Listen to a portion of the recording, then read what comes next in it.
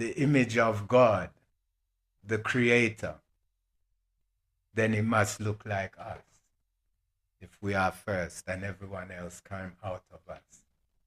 Politically, right, you can't be a liberated politician whilst you are still, right, you are still having to beg and borrow from your colonizers.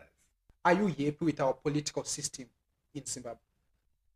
I'm not happy with any of the political systems. Slave colony, and then where you're in a situation where ones are trying to justify trying to be what you are not.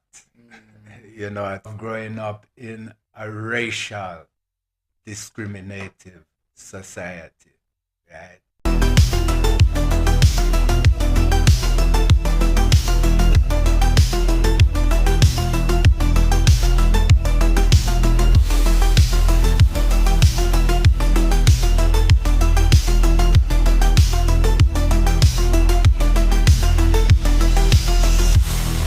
Greetings and blessings to each and every communication. My name is ImeTheFinest, the sensational doctor, 103 Welcome here to yet another episode of Wisdom and Purpose with Ime, where we help you earn more wisdom, become happier, healthier, and more wiser. So today, on this particular episode, I'm joined by an African TV presenter, philanthropist, reggae performer, and artist with over 50 years in the industry. Ladies and gentlemen, that is of course Trevor, or aka Ras Jabulani. So if you are new to this platform, please hit that subscribe button, like, comment, and share. Tell a friend to tell a friend. Elder, thank you so much for joining me. I really appreciate your presence. Greetings, my brother, and greetings to all those out there who want to get wise mind, knowledge, and understanding of life. We give thanks. Yes, respect. All right, Elder, I always start with this question. What is your earliest childhood memory that you think has defined the person you are today? My earliest memory, I think, was when I was around 12 years old. It was a kind of decision of actually taking the trod into directly being a Rastafari son, you know, and then taking on all the challenges that come with it. What are the challenges that came with it? Well, first thing to begin with, at that age, you had your pressure from your parents, the community that you live in, right? And because of the kind of misconceptions that was going on about Rastafari, and being in when we say in a slave colony, and then where you're in a situation where ones are trying to justify trying to be what you are not. You know what I mean? Yeah. Right? That was mainly the main kind of constraints that we have of trying to be yourself. Because at a young age, when you start to discover who you really are and why you are in this kind of situation of a livity, right, where you're under constant oppression by the society, then, you know, this is where now you're starting to shape yourself and also try to convince those around you that you are on the right track. All right, you mentioned about discovering yourself, discovering who you are. How can you discover, how can you discover that this is who am I? Because a lot of people, we struggle to answer the question, who are you? Exactly. Well, put it this way. Being of Jamaican, and then knowing you're Jamaican of African descent, right? but then you're living in a white society, right? Because now at that time, that age, I was now living in the UK, right? Experiences of growing up in a racial discriminative society, right? And then you have to be now at that age where you're going to school, right? And you're finding now the system in the school would rather keep you as a fool rather than allow you to rise and get full knowledge and understanding. You see what I'm saying? Right? So it was a thing where at the age of 10, first time I really experienced playing with the white boys. It's still in winter in snow. This is where I get this scar. Oh. Can you share the story? What really happened? What they did, they made a snowball Oh. with a stone inside it Oh. and threw it straight at me like that. So I said, we will talk more about racism in a bit, but for now, I was fascinated with your story on how you get the name Jabulani. So can you share a bit on that one, and what was going through your mind when you was given that name? Well, how I got the name Jabulani, it was I had repatriated myself home to Africa. And all right, this was in January. This was in January 1982. I wasn't even born. Right. Yeah. And I was now in Swaziland, and I was doing some voluntary work. I had set up a youth center. Part of the voluntary work that I was actually doing was to work with juvenile delinquent youths and to give them certain skill training and so forth, basic skills training, carpentry, joinery, and making them to see life in a perspective where they can now be more self-reliant rather than having to depend, because most of them were youths that were, why we say juvenile delinquency, they were actually taken off the streets and kept more, some were in an orphanage, some were, they were actually called the Morgites, mainly because at the Salesian High School, these youths were kept living in a mortuary on the school premises, rather than them being put in a proper home or orphanage. Right? Now,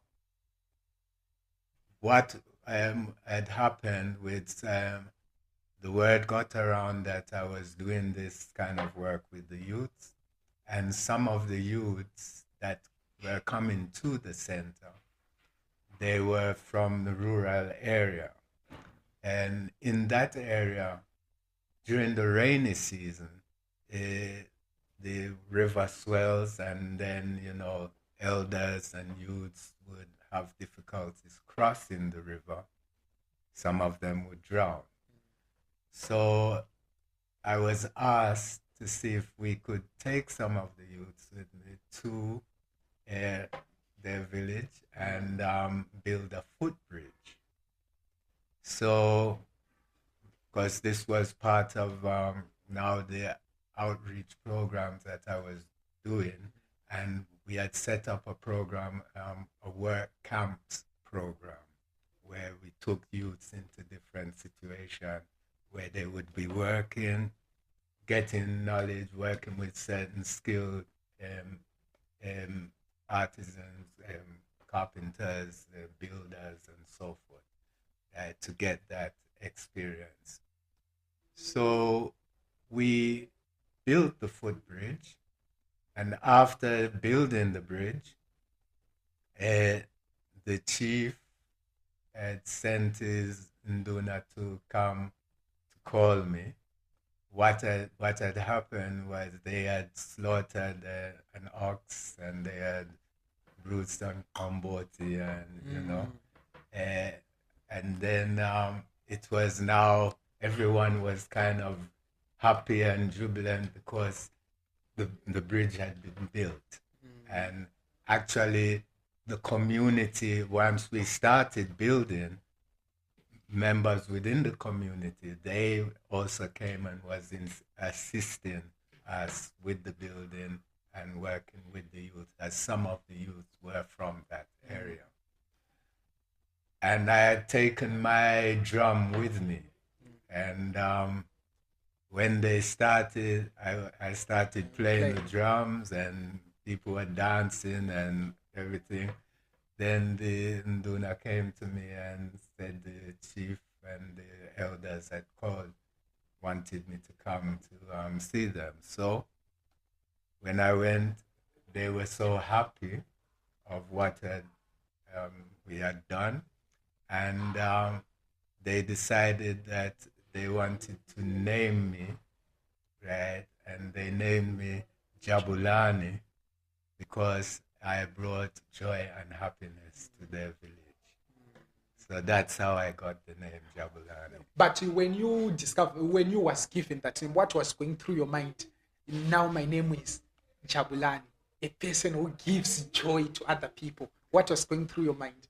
Well, in a sense, I was actually searching for my African name. Wow. And it described me in that manner as, yes, I like to see people happy.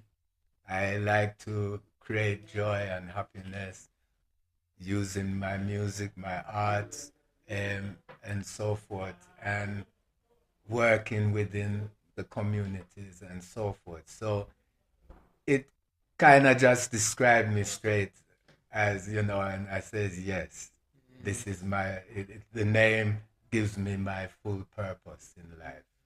All right, we will talk about purposeful, but for now, let's talk about what inspired you in your mid-teens to discover about your Black heritage, and how did that help you in your personal growth?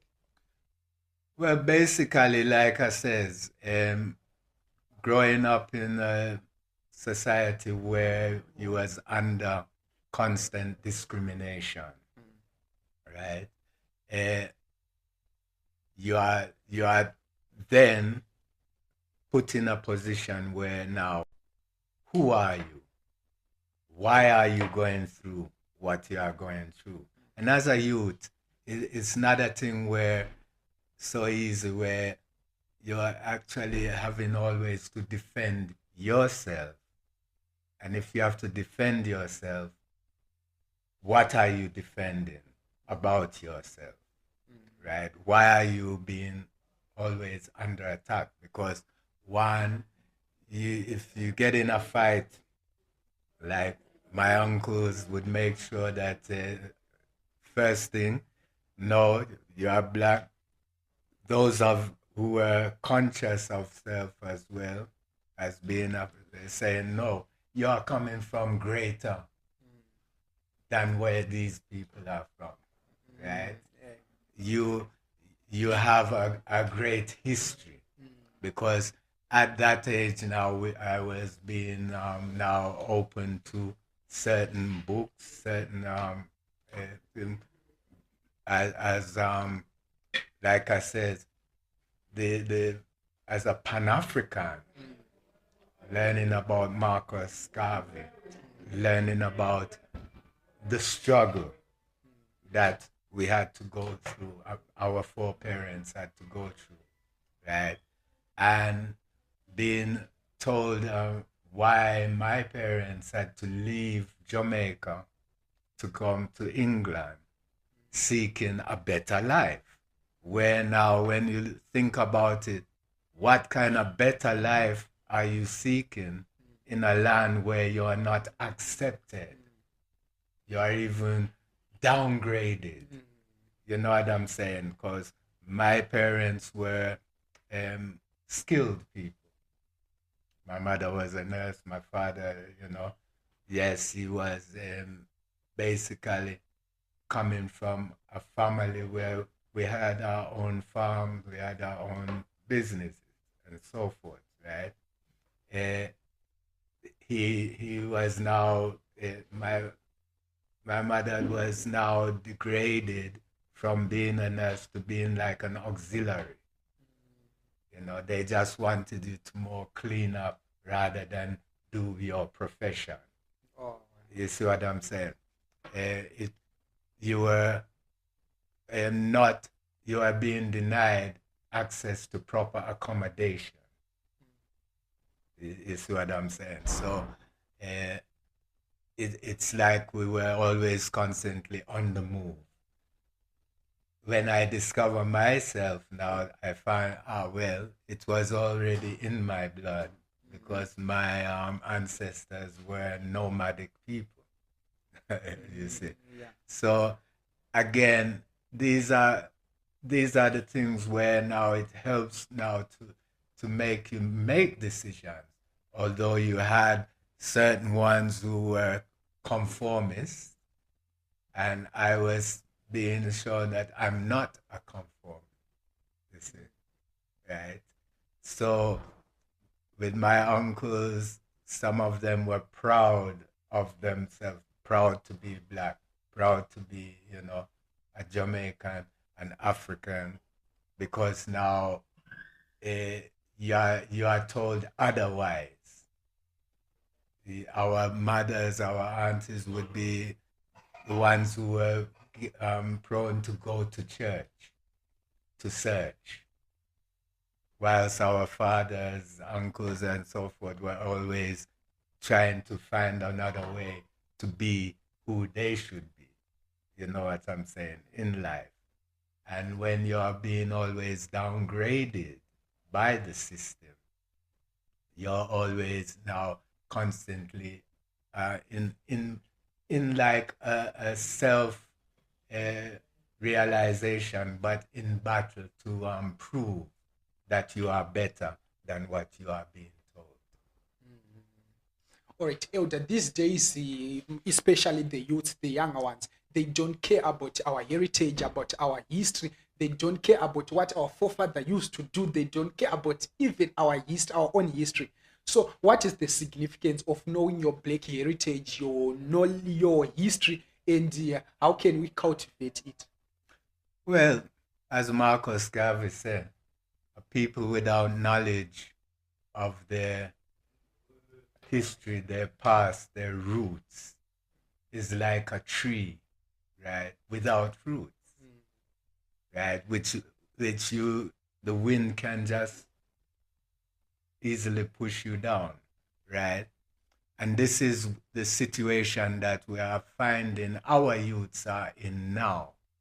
Because most, if you don't have any respect or knowledge of where you're coming from and you're seeking your destiny, then how are you going to shape yourself to then find your destiny? You see what I'm saying? If you have no foundation. Now, if your foundation is on rocky ground, right, like where you will find that society has rendered majority of our people, right, fatherless, motherless, stateless. You see what I'm saying? Historyless. Historyless. You see what I'm saying? It's like you're a nowherean within a society that is full of confusion of self. You see, coming out of knowing that you had to fight for your emancipation, for your freedom, right? Your forefathers were constantly being told that you're no better than a slave. You see what I'm saying, right? And now you're striving to make a better life for your children, right? And then you find that the society actually takes away your children from you. The education system, first thing, it doesn't allow you to know who you truly are. It's shaping you to work for someone rather than for yourself. Excellent. It doesn't allow you to develop your natural talent. You are being shaped to go and work with your talent, but you're only given a degree of knowledge at a time, which then subdues what you already have within you. You see what I'm saying? So this is where now a lot of the youth now are growing in a confused state.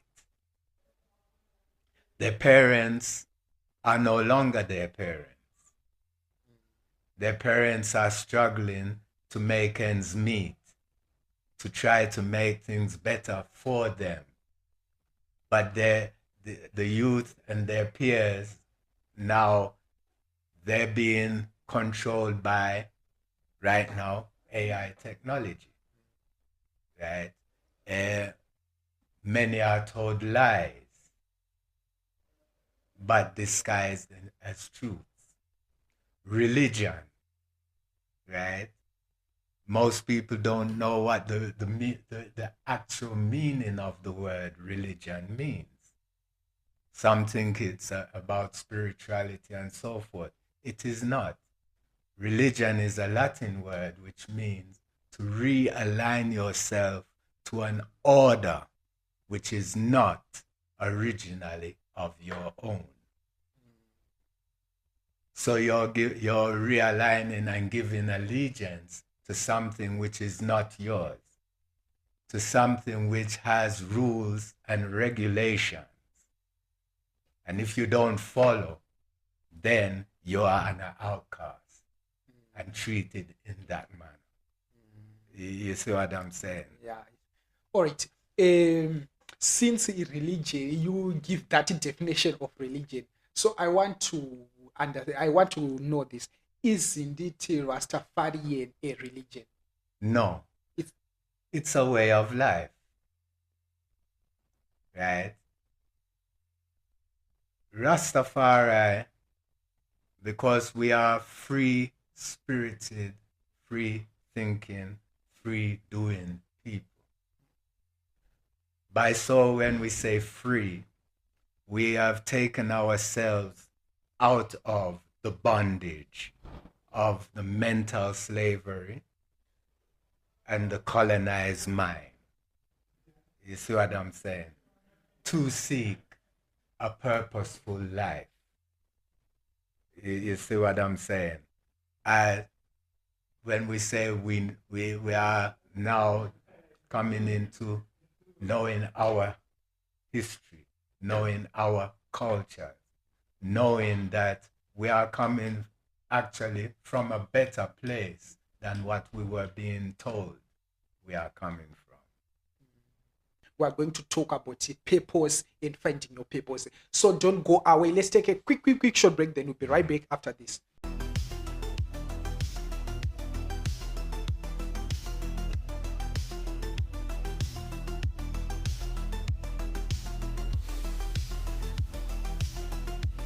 All right, welcome back. If you are just joining us, please hit that subscribe button, like, comment, and share. Tell a friend to tell a friend. That's the only way you can support the work that you are doing.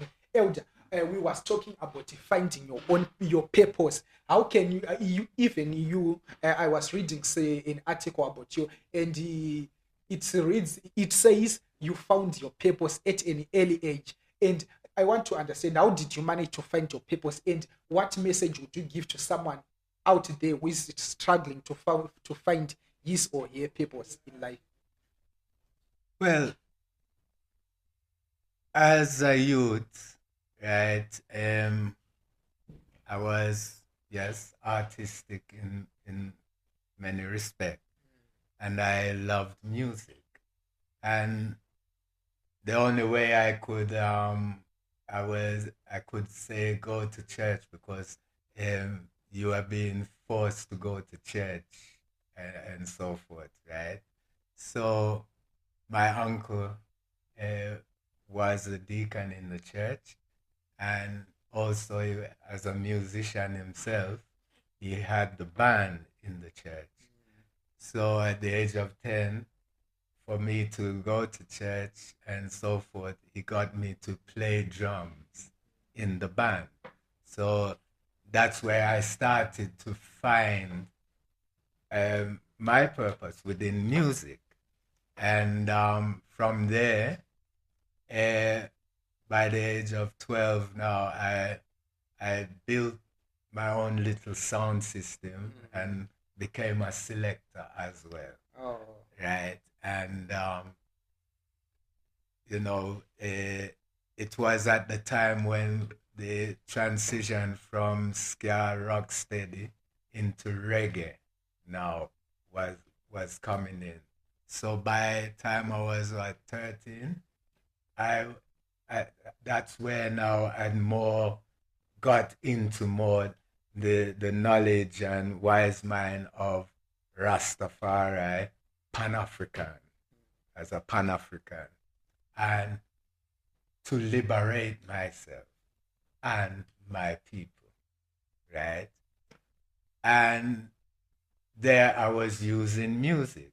At the age of 16, I'd already left school, done my O levels at 15, left school, and I was going to schools teaching drumming, dance, and drama. Most of it was self-taught, but I found that I had that ability, right, to go, and it amazed a lot of people around me, even the school teachers and so forth. How do I, at this age, I'm able to teach dance and drama and interpret the dance, dramatize the dance, because I was putting on little shows and so forth with the children, the youths that I was teaching, right? And trying to tell our story, the African Caribbean story, right? And this is where now I was getting to that level where my music was now being more conscious minded, right? So I was playing reggae music. I was into Afro jazz as well, as a drummer, percussionist, and also a vocalist, right? So, with that again, I had that community, because a vibe about me, because my family, in a sense, my mother was very much community orientated. Um, my uncles, my mother, and other friends, they had started the first African Caribbean club in the UK. This was in the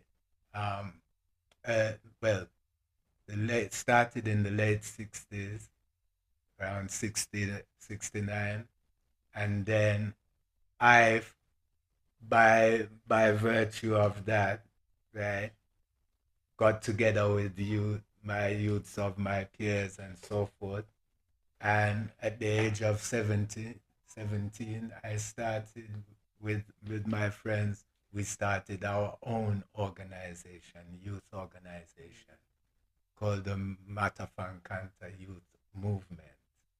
All right, let's talk about that Matafangata movement. What are the challenges you have faced when establishing that organization, and how did you manage to overcome those challenges?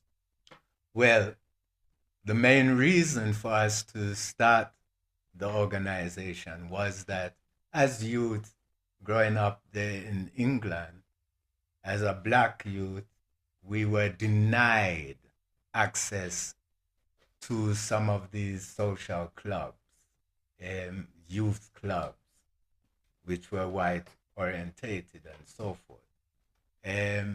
Even at school, you were not welcome with the other whites to the youth centers or so forth, right? That even with it, we were athletically much more better and advanced than them. So where it came to cricket, football, athletics, any game, we would outplay them, we would mash them up. You know what I mean? Yeah. Right? So it was a thing where we now had to start forming our own clubs, our own football teams, our own cricket team, and challenge them, you see, within the towns. And then as we grew, we would be going out of the town areas. So that constituted us to say, let's organize ourselves. Again, teachings from His Majesty, Emperor Haile Selassie, and Marcus Garvey, organize, as His Majesty would say, organize and centralize, right? Marcus would say, organize or perish. You see what I'm saying? Now, organize or perish. Looking at the situation that we were in, right? We were not organized, right? We were always at the peril of what was going on when we tried to enter these clubs, these youth clubs, or even go to a discotheque or so, right? It would end up in a fight. And even ones would lose their life. Oh, it was that bad. It was that bad. You see what I'm saying? So it meant that we had to then organize ourselves. By the age of 19, we squat and took over a building, which was an old Salvation Army citadel. We took it over and turned that into the first black self-help, right, center in the UK. And this was in 1976. From there, this is where we were now helping others and organization. This is where our purpose now of organizing, centralizing, bringing ourselves, our communities together. We would go to different towns, have organized dances, social, gatherings, games, and these ways to be able to build ourselves as the black community. And, this is where we now, as Pan-African Rastafari sons and daughters, were actually moving in that level. And Mata meant come, and Fankanta meant guard yourself. And we said, come guard yourself against self-destruction. Wow, amazing journey. Let's talk about your journey, your musical journey. You started playing in church, and now I just discovered that you were forced to go to church. Mm-hmm. At first, I thought you are you was a Christian at first, then you transition to Rastafarian.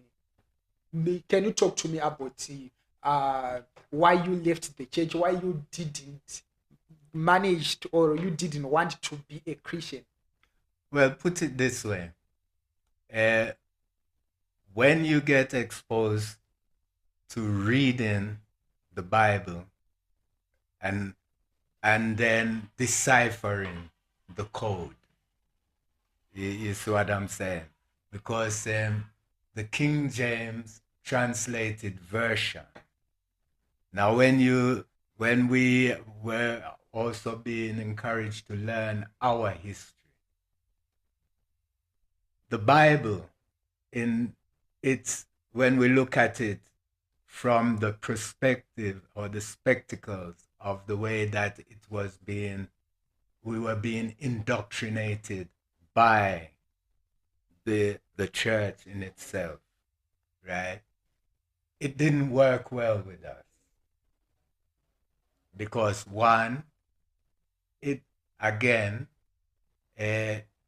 first images were not relative to the history within the Bible, the geography within the Bible, right? Because when we look at it, you're looking at our African history. You see what I'm saying? Which was being told.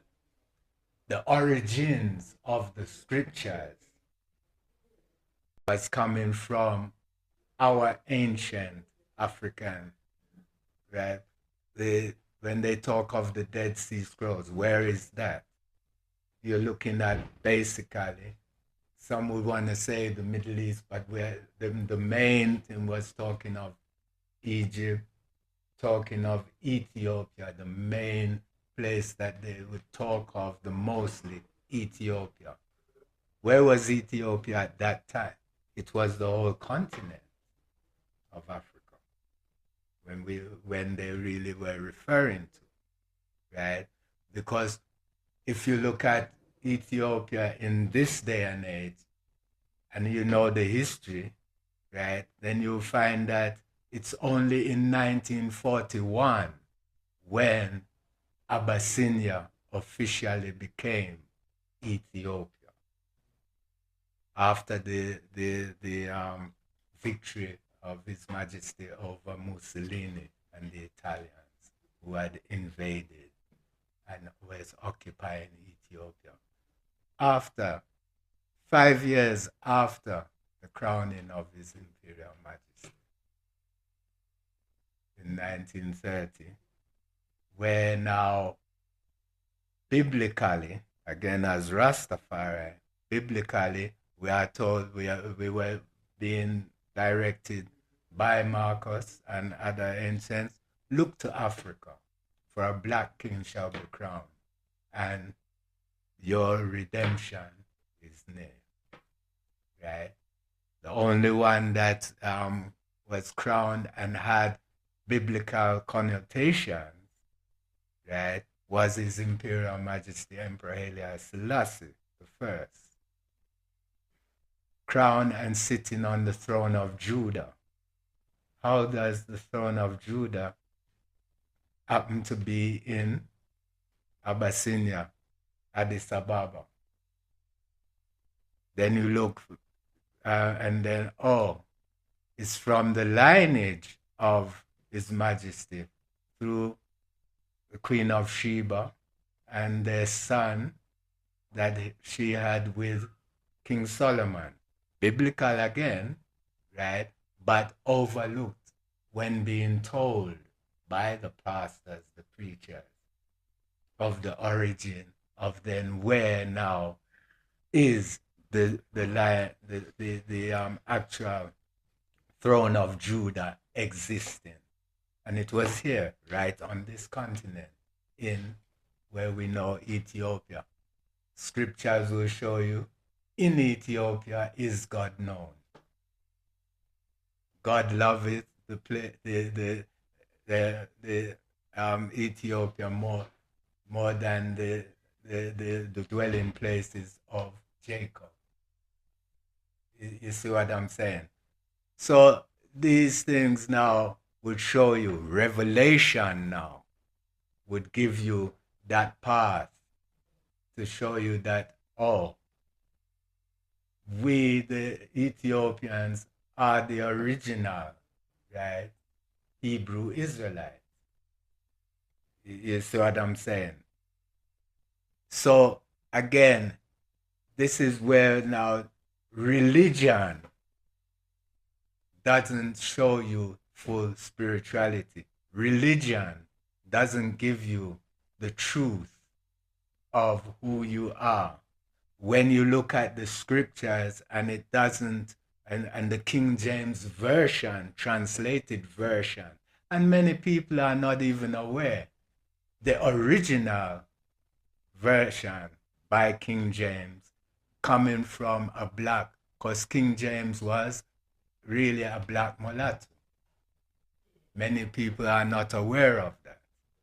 Many people are not aware that Europe was ruled and civilization, it was us who brought Christianity and Islam to Europe.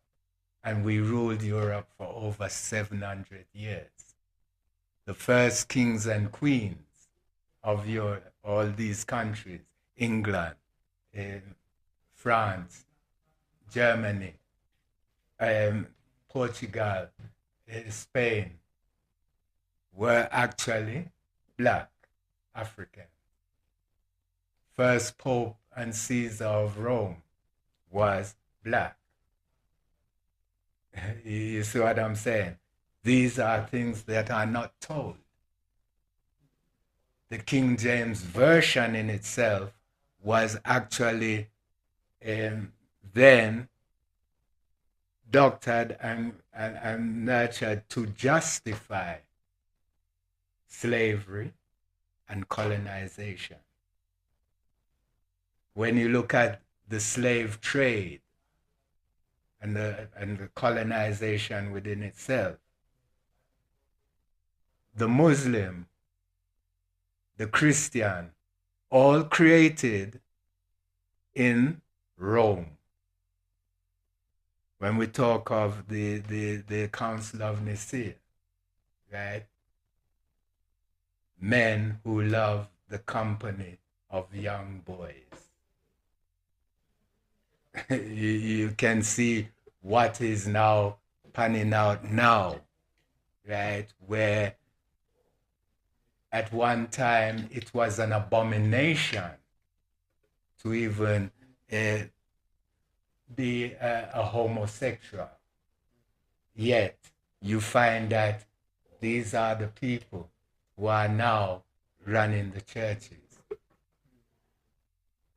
You see what I'm saying? So what does this version do for us? You see what I'm saying? As a people, it's more to subdue us, right? Because you cannot colonize a people or put them into slavery without first subduing the spirit of the people.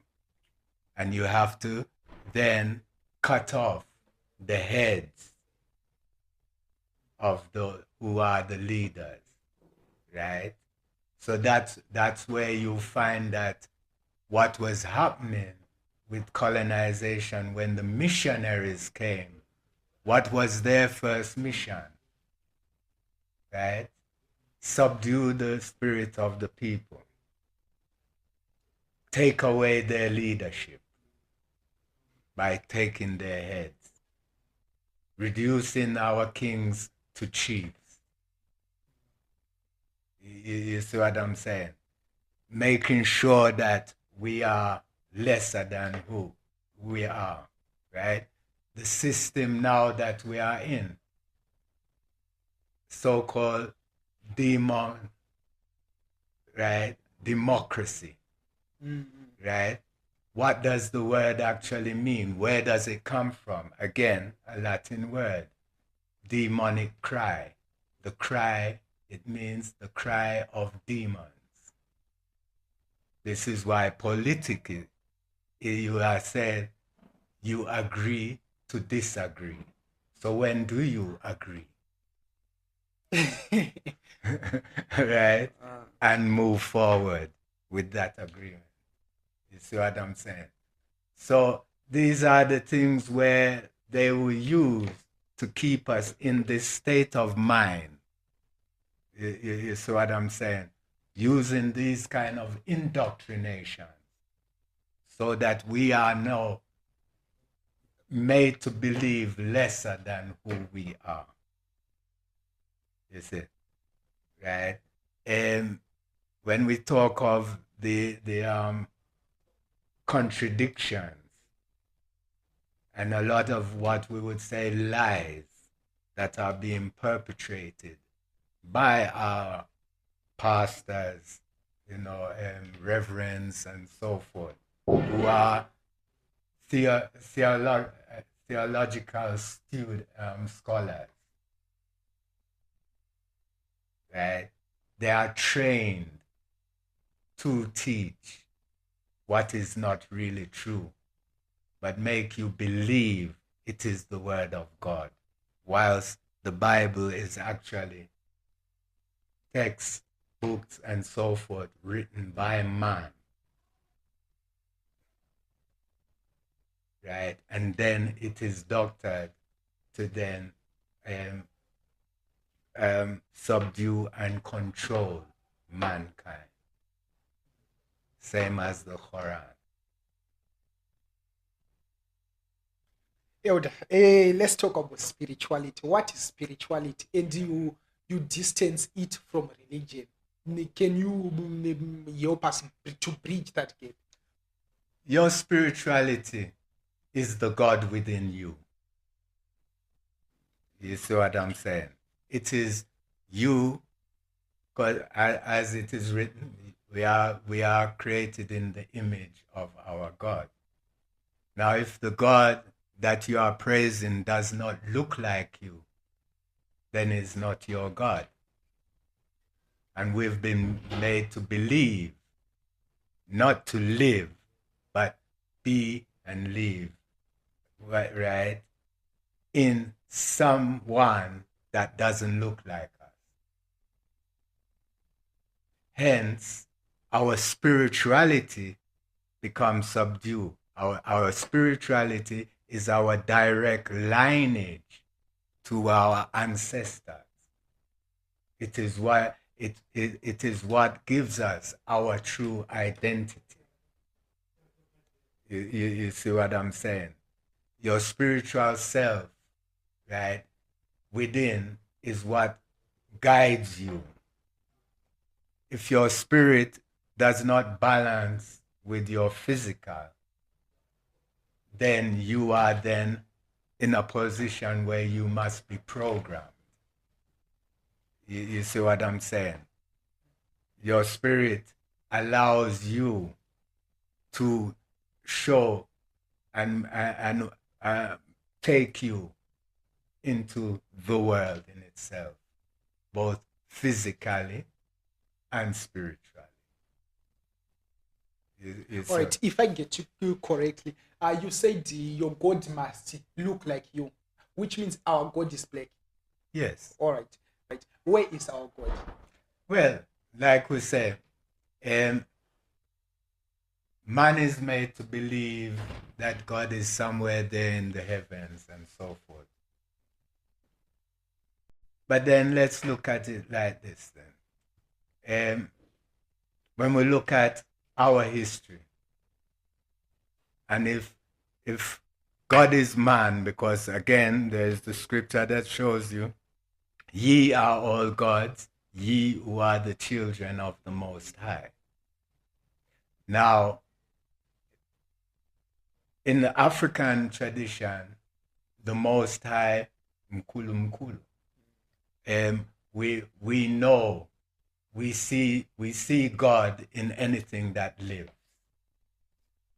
You see what I'm saying?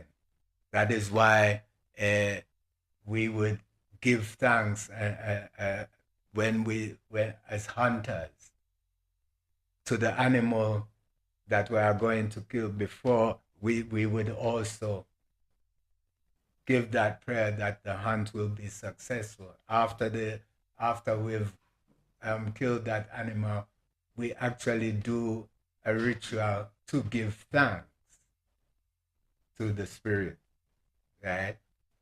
To give thanks with those who are gatherers and planting and so forth. We give thanks for the harvesting, because this is how we are. You know what I'm saying? The living being is the God. You see what I'm saying? Now, we are first man. History, geography, anthropologists will show you that first man on earth is us. From us came everything else. You see what I'm saying? So if we are to say that the image of God, the creator, then it must look like us. If we are first and everyone else came out of us. Out of out of the dark comes light. Out of black comes white. You're over it. Yeah, I'm processing. You see what I'm saying, right? Semantics of words is what we are being controlled by. You see what I'm saying? So that scholars then are actually separated. So you'll find that when you achieve according to, you get a degree. But a degree is not the whole thing of knowledge. And knowledge, you are then said to be expert within that.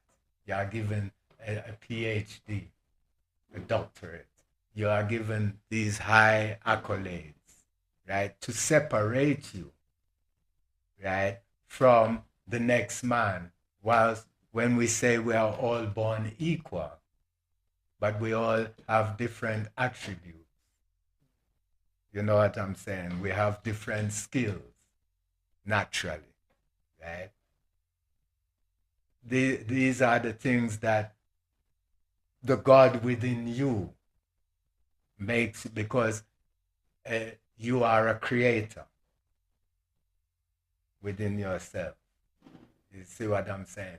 And that is why we are saying that the spirit is the God. And the spirit is one with man. You get? All right, so let me catch you there. Mm-hmm. Do you believe in life after death?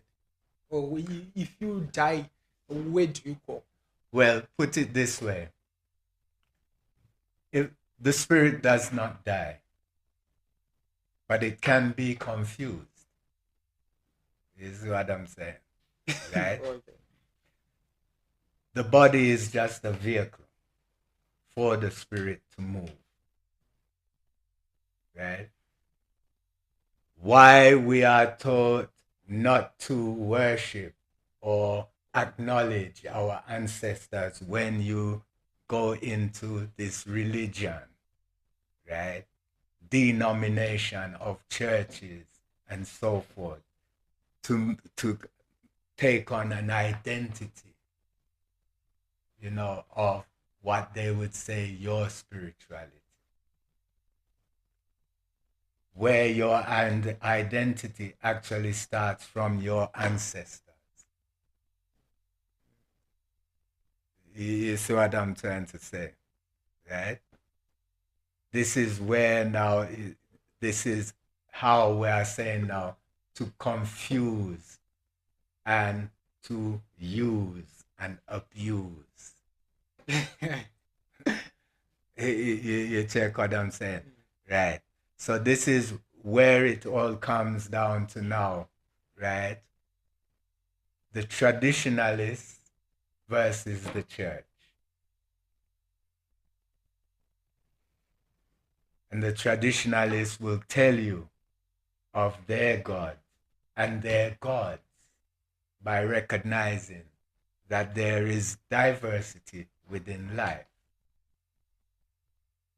You see, the animals, the insects, the birds, the trees, the flowers, they're all of living, of liberty. And all has a spirit. So if I can get to what is live it, a state of living. Mm-hmm. All right. So I'm getting it. Okay. Can you share a pivotal moment in your journey that changed the way you view life and the other aspects of life in general? Well, let's say where we came to the point where, all right, as Rastafari youth in music, in working towards the liberation of Africa.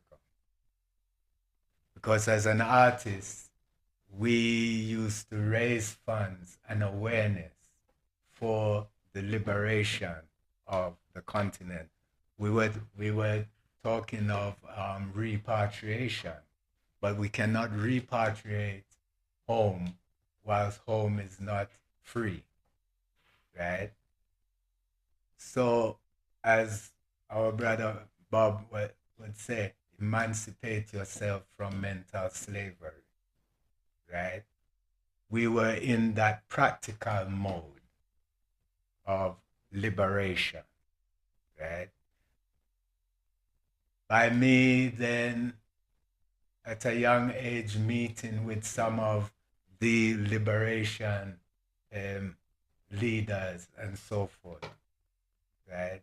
One I would say, when I met with Robert Mugabe and Joshua Nkomo and the entourage, when they came to the UK to actually for the Lancaster Agreement and so forth. I, because of my role within the Pan-African Youth Movement, right, at the time, because I was an organizer, I organized events and so forth, right? I had my dance drama group, band, and sound system. So I was tasked to receive these liberators, right? And it was, I would say, one of the main reasons why I'm here now in Zimbabwe, because in receiving them at that point in time, I wasn't even too much aware that it was going to lead to me actually being here. In a sense, I was working with, and we were receiving exiles from Zimbabwe, South Africa, from various other countries on the continent, right? We were supporting refugees and so forth, right? Now to come home, what there again would be my purpose. You see what I'm saying? So it kind of mapped it out to me, you know. Here it is. Let's continue the liberation on the continent. Let's uplift the youth, give them that direction. We have to restore our continent, our sovereignty as a people, right? We have to bring development and bring in investment. And this is what, I'm saying now, becoming that pivotal role All that right. I'm trying to Oh, work. okay, let me cut you there. You mentioned about Bob Marley, and first, how can we emancipate ourselves, our mind, from mental slavery? First thing is, you see, we have to learn. Um, it's like we have to detox ourselves from this society of liberty that we've been forced into, believing that we are lesser than who we are. You know what I'm saying? We are slaves to the society, whilst we are actually masters within ourselves, right? So we have to unlearn what we had been taught against ourselves. We have to then start building our self-confidence, right? We are being forced into being more beggars rather than liberators. You know what I'm saying? As soon as we've won the fight, the battle, we put down take off our Gideon suits and, put down our guns and so forth. Then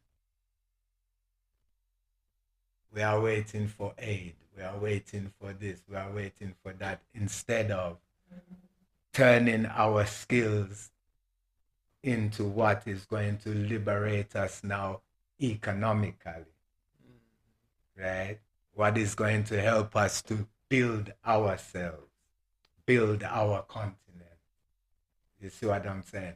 So it's getting away from that mental slavery that had rendered us into that position where, like, put it this way, I went to Nigeria, to where there's this area in Nigeria, Lagos, near the first port, where was seen to be the first point where slaves were being taken out on the West Coast going to the Caribbean.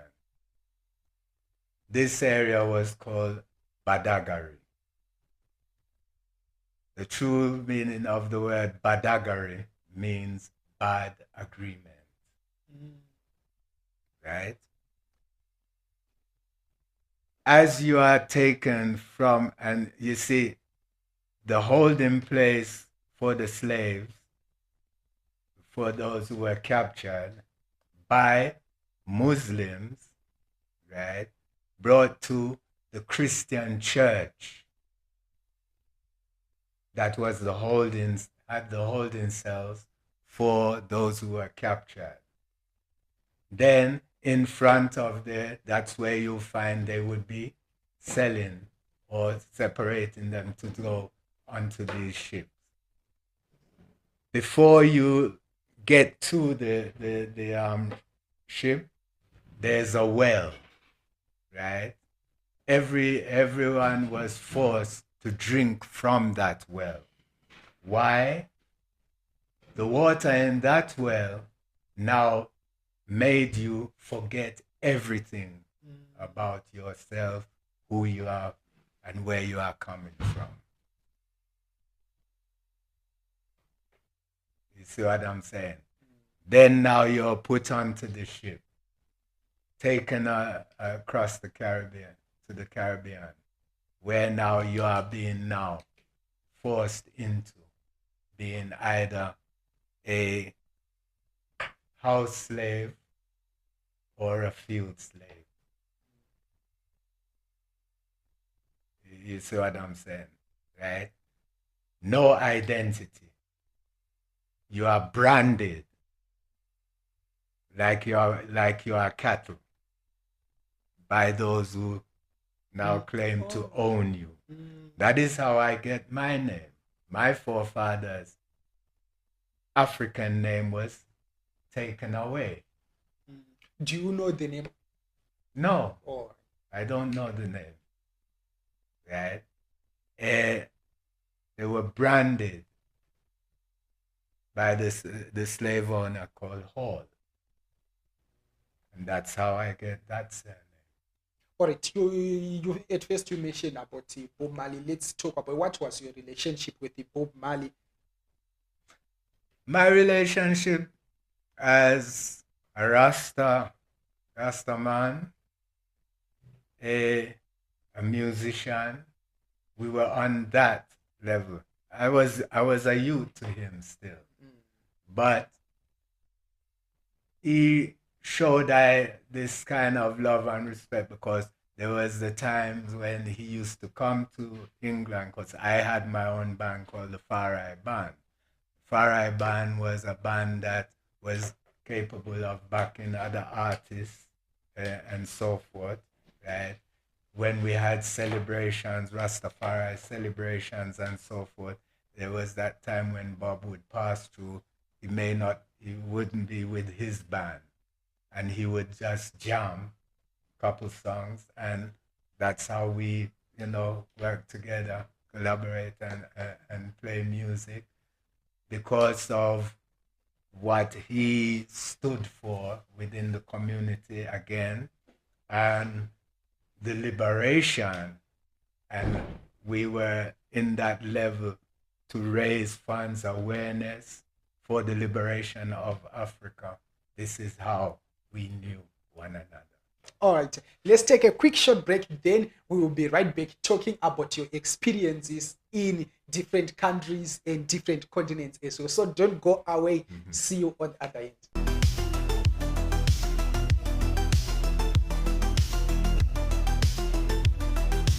Welcome back. We are talking to the elder Trevor, or aka Ras Jabulani. Please, if you are new, hit that subscribe button, like, comment, share, tell a friend to tell a friend, and thank you so much for keep watching and keep tuning in. Elder, can you? How did your experience in different countries, like Zimbabwe, Botswana, and other African countries, and the whole continent, impact the way you view life and your perspective on Africa? Well, experiences vary. Also, because there was a time where when I came to Africa, Swaziland, it was like a fight at first, because one, I was in a situation where, as a Rastafari son, the first place that I'm going to work in, and as a volunteer, because I said I'd rather volunteer my services rather than to go to take up a job or so, and try to be more self-reliant. That was my take. And I had to go to a Salesian high school. Now my qualifications was, yes, carpenter and joiner and so forth. I had my qualifications in that. I had trained in youth and community work and social work, right? I specialized in working with juvenile delinquent youth as a community artist and so forth. I use my art to help to build social cohesion within the communities and so forth. So going to a Catholic mission school, the first day I arrived, I went to the teachers' quarters where they had allocated me my accommodation, put down my bags, then I went to the nearest market where I could buy a drum. Right? I bought a drum. Coming towards the evening, towards now, where at the school they had the cathedral. The youths were going for mass. Whilst they were going into mass, I was outside for my first meditation and so forth. I was playing the drums. Many of the youths decided, no, they're not going into mass, because now they were attracted by the sound of the drum, right? And then this Rasta man, right, here in a Catholic mission school, where this was not heard of, but there it was.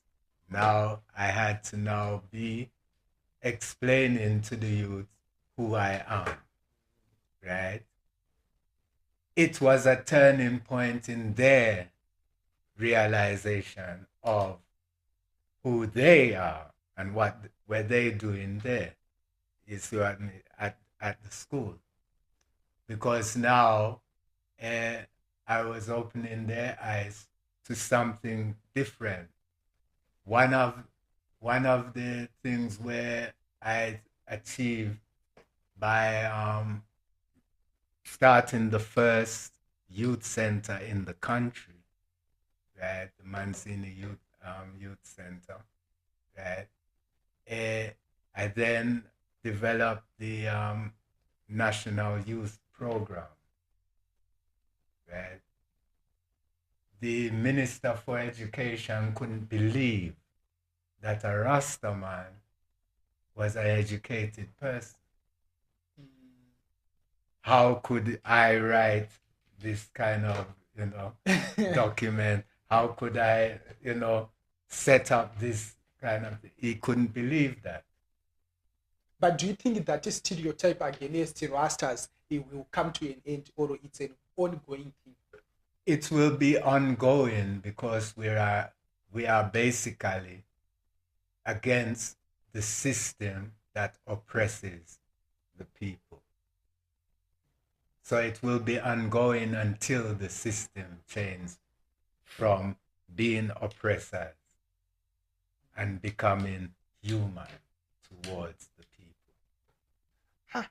But I think it comes also with the Rastas. I mean, those guys who just put on dreadlocks and parade in the street. Because if a shop, if there is someone who got his gadget stolen or something, they will look for a Rasta nearby. Who stole that? It's obviously the Rasta man. So I think it comes back to the Rastas. Well, this is what it's the design of the system.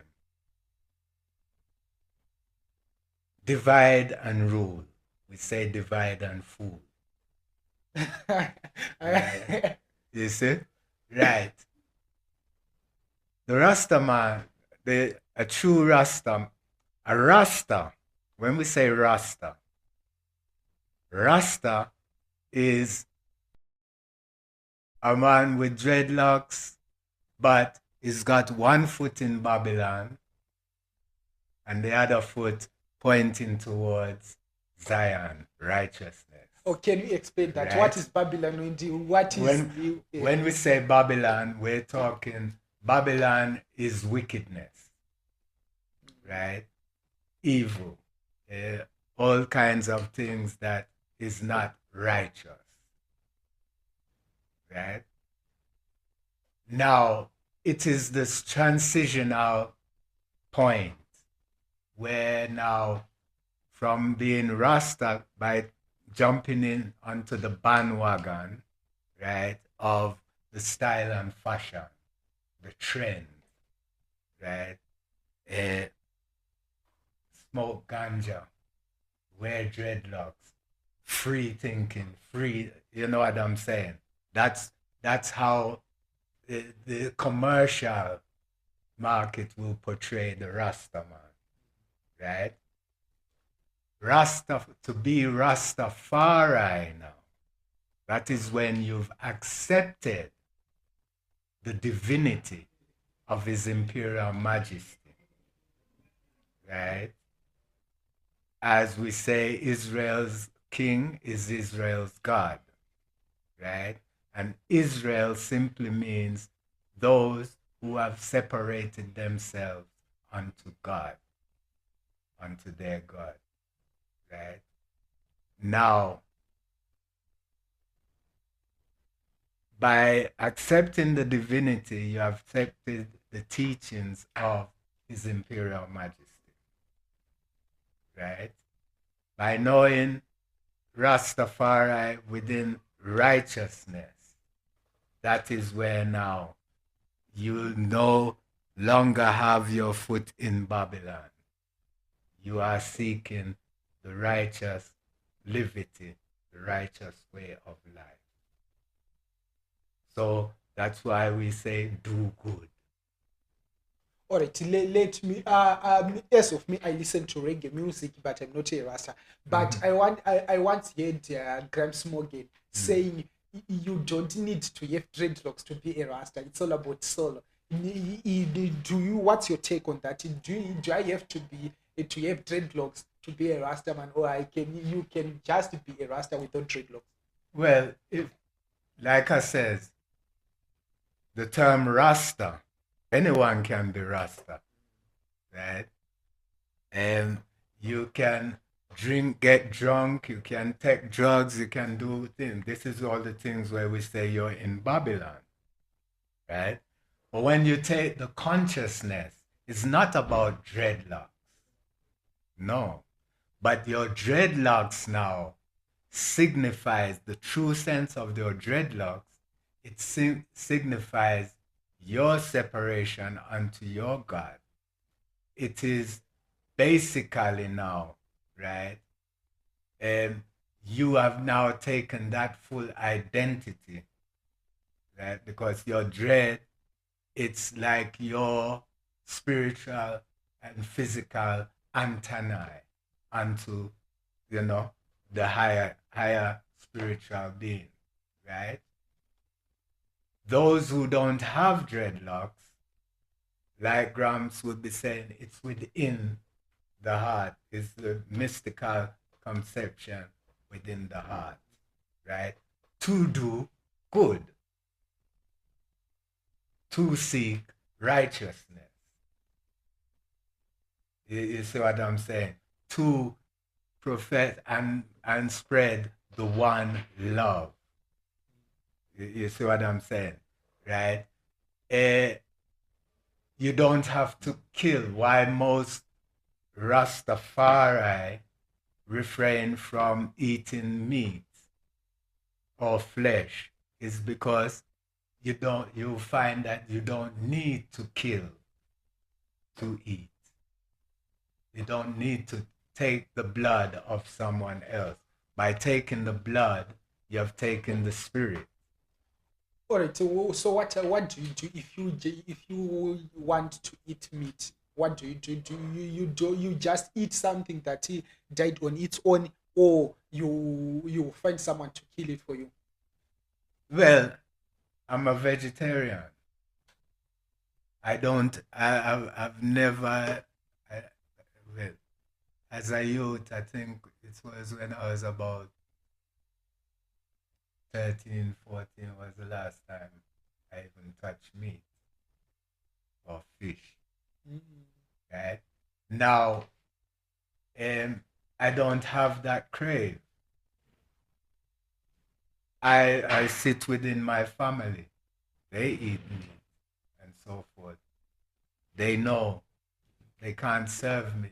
Even my meat, my food cannot be mixed with the fat or the oil that meat is cooked in. All right, let's move on. How do you think your work with Bishop to influence your perspective on social justice and activism? Well, I was asked to produce an album for Bishop Tutu, which was it's called "Give Praise Where Praise is Deserved."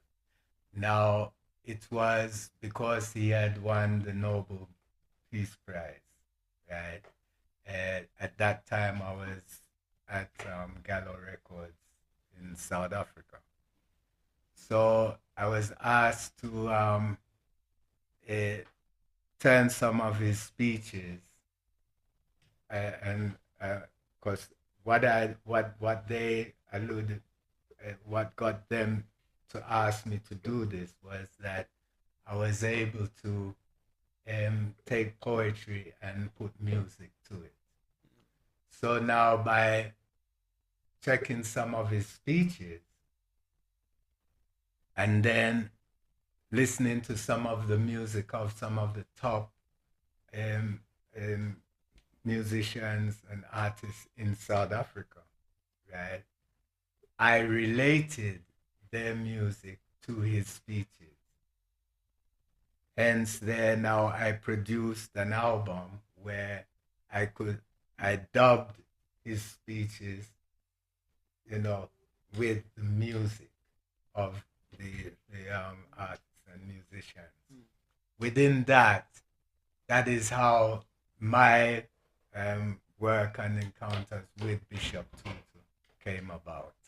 All right, let's move on. I can't believe we've surpassed 1 hour talking this, but I'm really enjoying it. So let's talk about guard yourself against self-destruction. What does this mean to you, and how can young people apply this principle in their lives?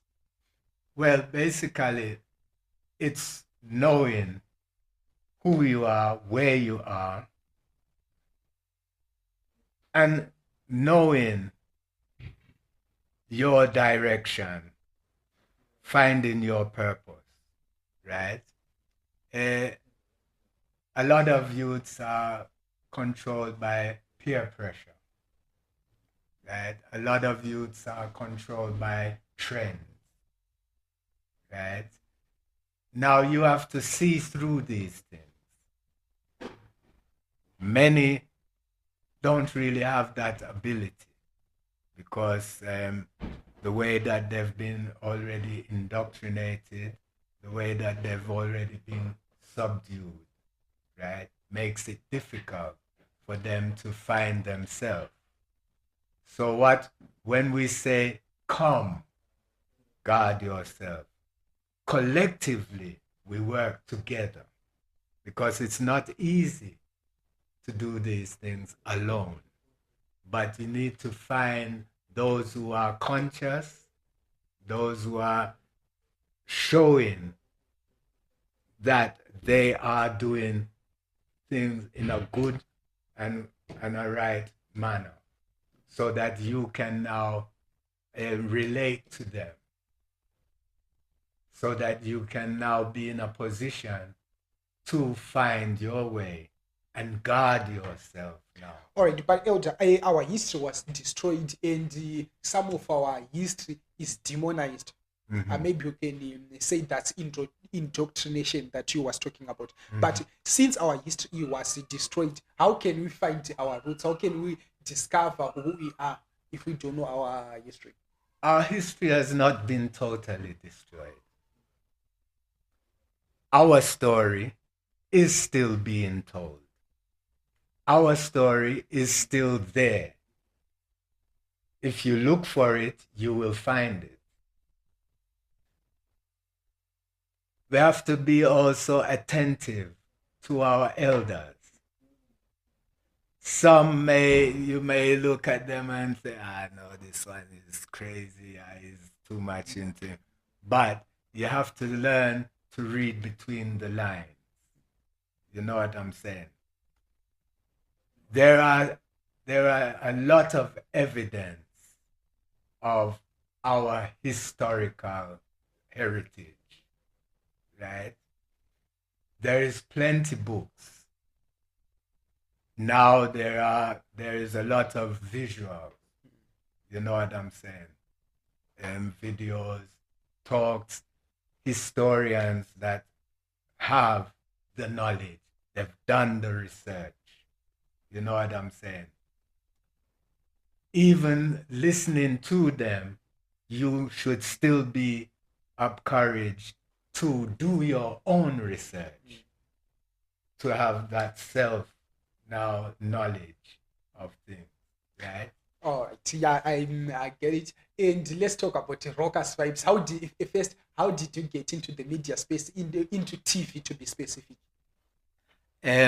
Well, I've been in and out of TV on different occasions and so forth, but um, when it came to rockers vibes, um, uh, Brethren Samanyanga and ZBC, they wanted to put on a program, a reggae program. They approached and then they asked, can I present this program? Being knowledgeable within Rastafarian, within reggae music as a musician as well. They also wanted me to spread the consciousness through the music. So this is where now I got involved with ZBC to do this particular program. All right, and it's unfortunate that it was taken on air in a sad manner. But looking back, since you once interacted with Robert Mugabe, Joshua Ngomo, how does that make you feel when you discover that no, these people are now segregating the Rastaman and the culture? You see, but now we are in a free state, in a free state. Also, that is we are living in the so-called democracy, whatever it is. We must have a freedom of speech, but your show now is taken off. What was your reaction? Well, it's having that overstanding, not understanding, the overstanding of the situation that we are in. Politically, right, you can't be a liberated politician whilst you are still, right, you are still having to beg and borrow from your colonizers, right? This is the situation that our leaders are forced into, right? And have enough respect for our leaders to the point where knowing where some of them are coming from a liberation war, and then having to go into that transition of now being able to, in peace, develop your country, right? You're still under the yoke of religion, forced religion, right? You're still under the political constraints of the country that flag was being flown here, right? You're still under the control of the real colonizing factors of the corporations that own and still control your resources of wealth. You see what I'm saying? It makes it hard for them to be able to justify why do you have this person in everyone's face, in their homes, telling them truth. I see our comrades, our freedom fighters, were influenced by reggae music. And looking at it, are you happy with our political system in Zimbabwe? I'm not happy with any of the political systems on the continent, not just Zimbabwe, on the continent. Why? Because our politicians are still towing the line of our colonizers. Mainly because, one, when you look at, if you if you have liberated yourself, but you don't have full access and control of your own wealth and resources, and I'm not talking just mineral and agricultural wealth, I'm also talking about your human resource. Because remember, 90% of your human resource is still trained, programmed, and controlled by the colonizers. You see what I'm saying? And forced into mere existence, not allowed to live, if you see what I'm saying, within their free liberated self. You see what I'm saying, right? You are not allowed to manipulate your own resources and buy and sell freely outside of your country. You're not allowed to build your own economy and align with those of like mind within the continent. You see what I'm saying? It makes it very difficult for you to accept the political system. As Rastafari, why I don't accept politics or politics, right, is because, one, it separates the people, right? A nation divided within itself can never be a one nation of people, right? We are a diverse people, but what brings us, what can unite us is accepting our commonalities, right? And embracing the diversities that helps us to develop in all ways and forms. You know what I'm saying?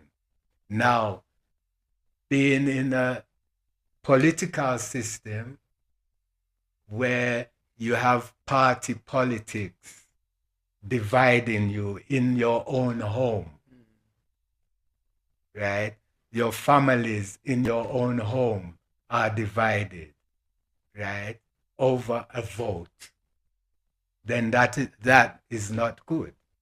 Why we supported ZANU-PF when they came to us was the fact that they formed a patriotic front to defeat the enemy.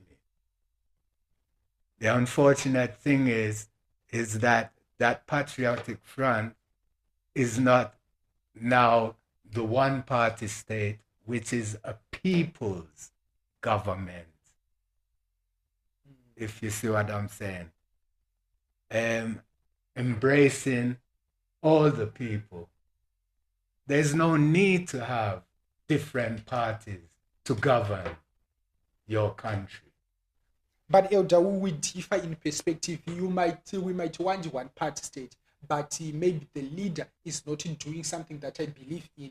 This is the whole thing. We shouldn't, if we're having a one party state, we don't rely on a leader. It's a leadership. Okay. The party is the vessel, right? Each one within that vessel is a leader. Your father is the leader of your home. You see what I'm saying? Eventually, you become the leader of your home. You see what I'm saying? It is within those principles that we are talking, where leadership is not one dictatorship. It is one people working together. Because really a government is merely just an administration on behalf of the people that they are serving, not the people serving the government. You over is what I'm saying, right? If you are brought in to do a work, you know, you do according to what you are mandated to do. But I was reflecting about this a few months back. I was like, if these leaders are serving us, why do they show up with the bodyguards? Why do they do a flashy lifestyle and other things which are not morally good? So, how can we activate our consciousness to make our leaders real leaders, or for it to become the leadership? Well, if you are a leader and you fear your own people, that you cannot walk freely in the street amongst your people, then you are not a leader. Thank you so much. All right, let's move on. Our time is running fast and furious. So, in most of your interview, you spoke about self-reliant, self-enterprise, and self-enterprise. How can we be self-reliant in this political political sphere that we are in? For example, here in Zimbabwe, it's very hard for us to get, maybe regulate. We can start with employment.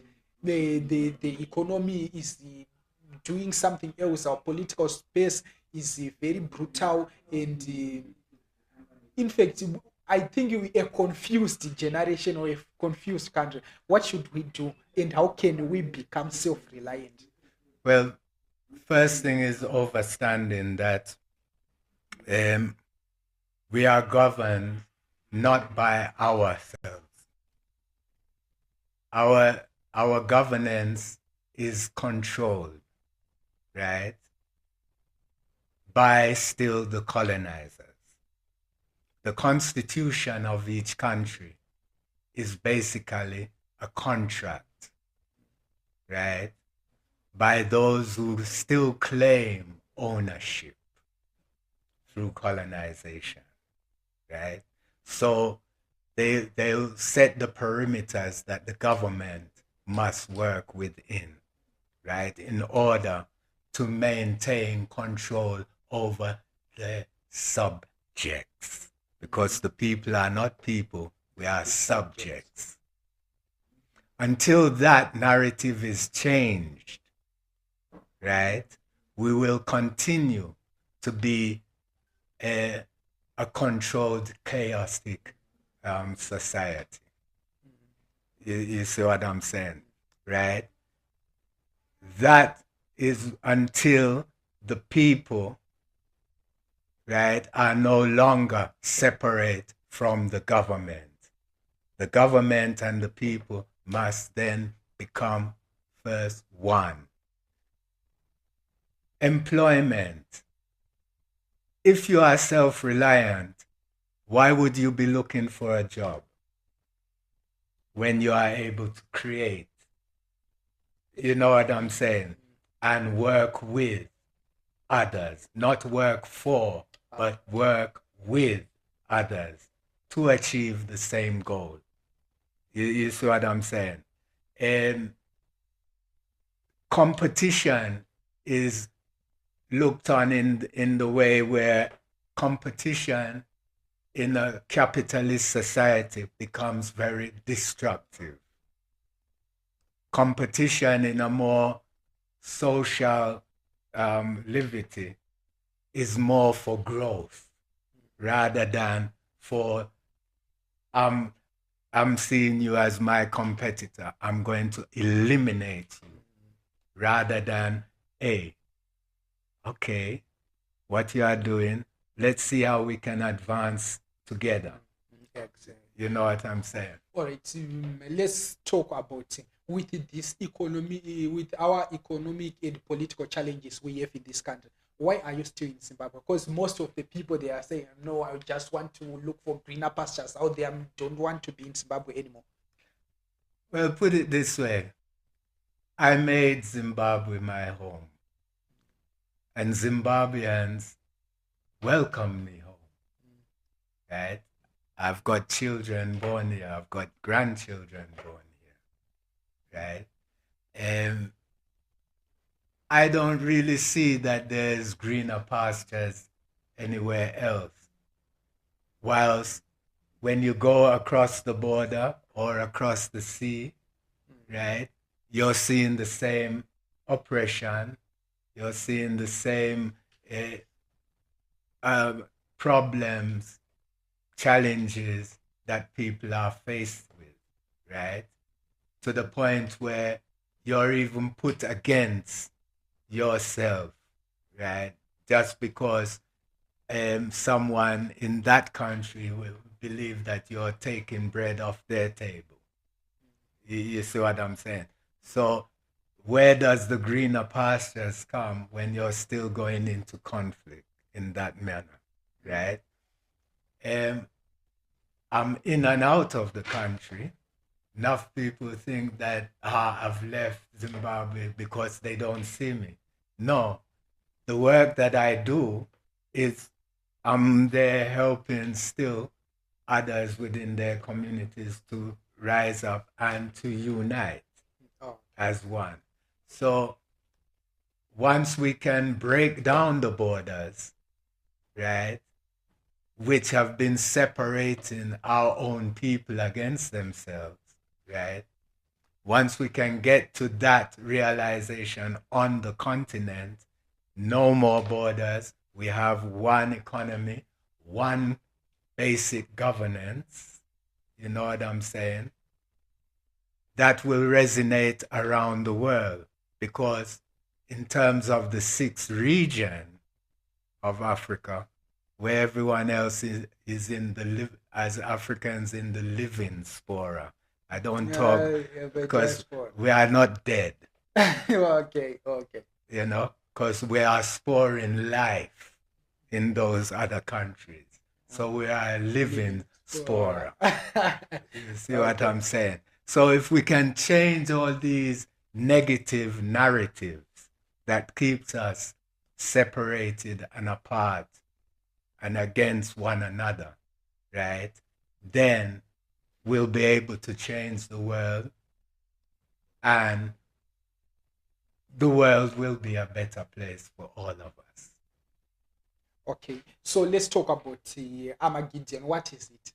I always hear you mentioning about it, so I want to hear from your own perspective. What is it? Well, the Armageddon that we are in right now, right, is where the beasts have rised up. The biblical terms, Mark of the beast. the East and the West, right, have they themselves are at war with one another, right? Russia, China versus Europe, America. And we are on the continent like the ants being stepped and trod down by the elephants. You know what I'm saying, right? Because still the continent is the breadbasket of the world. You see what I'm saying? Now, as His Majesty says, our Armageddon is over because we've gone through our Holocaust already on the continent, right? Through slavery and then colonization. It is the West and the East that are gunning for coming again to invade, to take, and to keep us separated. It is not for us to be wanting to follow them, but it's to realize who we are. And once we as African people, at home and abroad, can realize our strength as unified in numbers, we are a greater number than all the other races put together. Okay, looking back at what you have achieved, what are you most proud of, and what legacy do you hope to leave behind? Well, what I would like to leave behind or say, make sure that there is something for my children's children's children and so forth, is that yes, the realization that Africa is free and there is a place for my children and children's children to grow and still maintain that happiness in life and fulfill their destinies. All right, Elder, I want to put you on the spot now because our time is. I want you to look at this game, right? And read a letter you would write to any 8 or 15-year-old Trevor. Right? Here is your just 1 minute or less. Look at this and read a letter you would write, telling him about the life or things that you wish you knew back then. Well, my dearly, I love it. Sons of my sons, daughter of my daughters. Yes.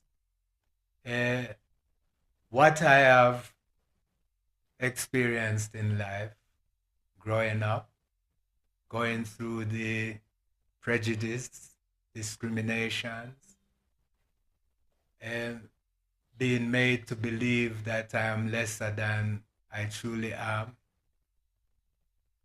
I had managed to overcome these things by opening my eyes, opening my heart, looking at my personal talents and my way to map out my own destiny.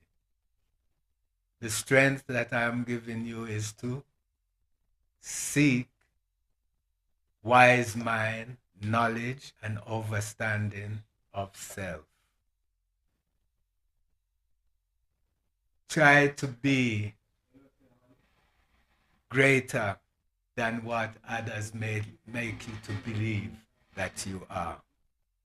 Show that you are confident and capable to do good, even when evil may seem more attractive.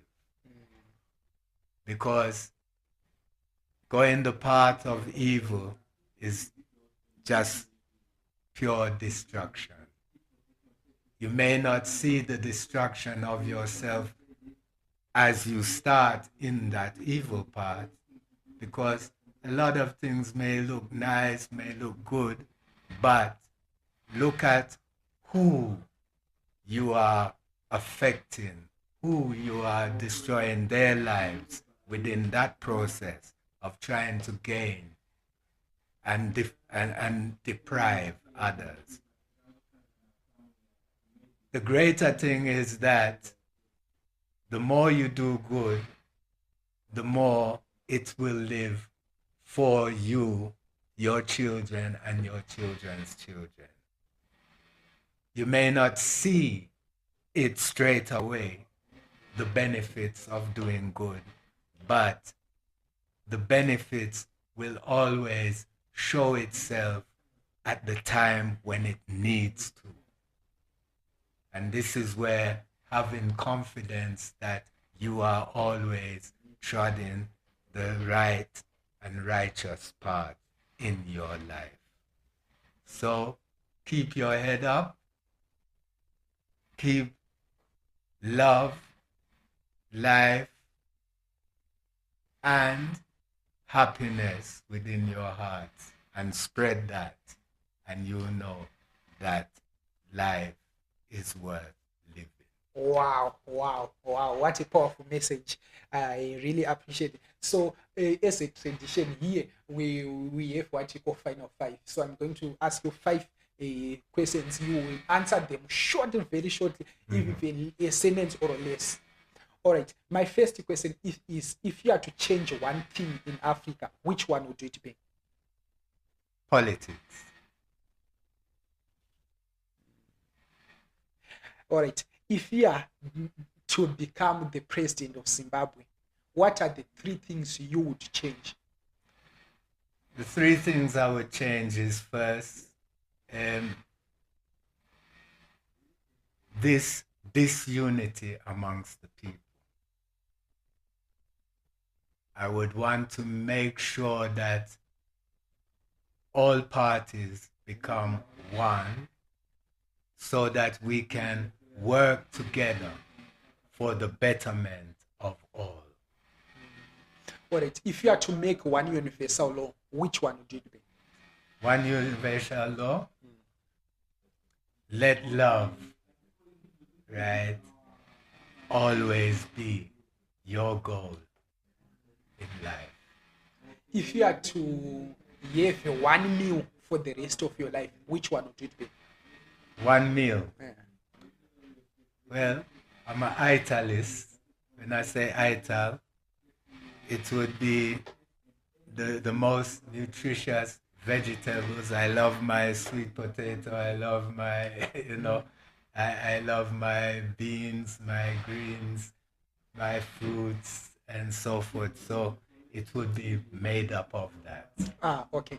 What best and the worst advice you ever received? Let's start with the best. The best advice was from my mother was to go forth and seek the best things that you can in life. What is the worst? The worst was, that I must, let me see, the worst thing in life was where one wanted me now to go out and say, steal from others just because, so. Yeah, man, Elder, thank you so much for your time. Thank you so much for agreeing to sit with us. And I've learned a lot. I hope we will do a part 2 talking about a lot of things that we've cut. I really appreciate it. Thank you so much for coming. I give thanks. I pray that the little knowledge and wise mind that I've given can help others to find a better way in life. Yeah, man, respect. Thank you so much.